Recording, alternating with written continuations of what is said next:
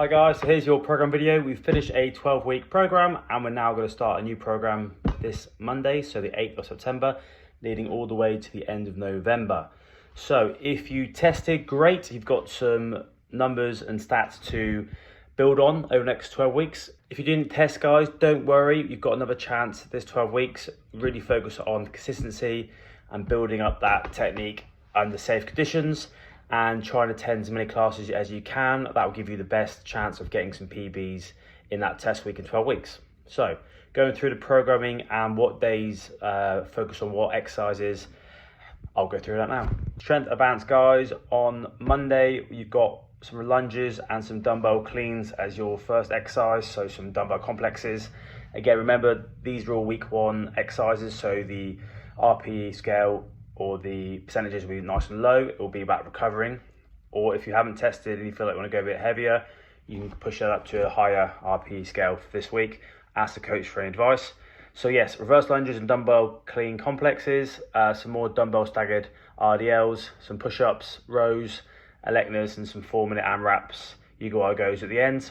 Tuesdays, we've got some cage deadlifts, so that's swapped from Monday to a Tuesday now. Cage deadlifts, if you want to though, guys, I've always given the option, you can choose a barbell, a regular style deadlift if you don't want to do cage. If you're new to deadlifting or you have slight issues with mobility, cage deadlift is a safer exercise to use. I'm going to superset that with some incline bench press. So again, 50-50 in terms of the shoulders and the chest rather than flat, so a little bit more difficult in terms of what weight you can push.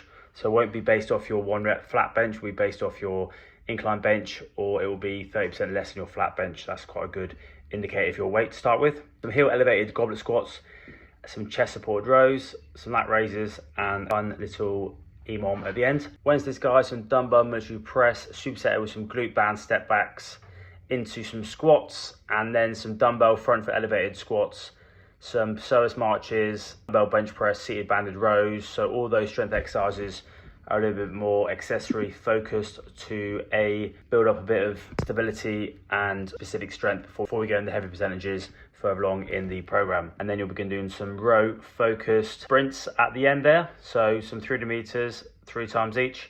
And then you'll be doing some burpees at the end, max in 90 seconds. A Thursday, you guys are going to do some barbell Romanian deadlifts. So breaking up that movement to the top half, so really hitting those hamstrings. Superset of some inclined dumbbell bench press, again, upper pecs.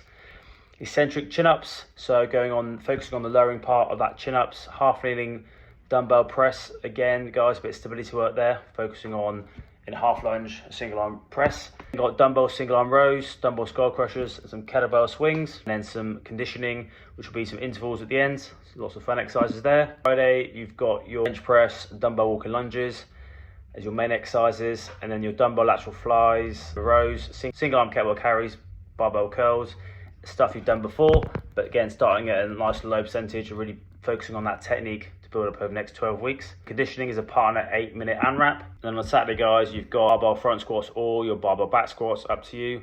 Some elevated side planks superset. You've then got some seated dumbbell press, some body weight hip thrusts off a bench.